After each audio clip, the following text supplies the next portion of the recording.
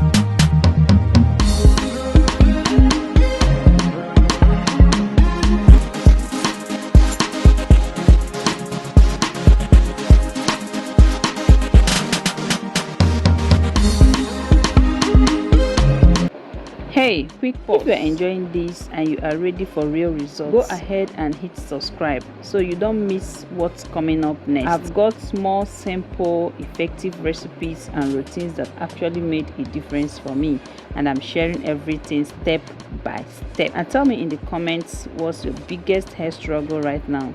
Let's fix it together and get you closer to that full, healthy dream hair.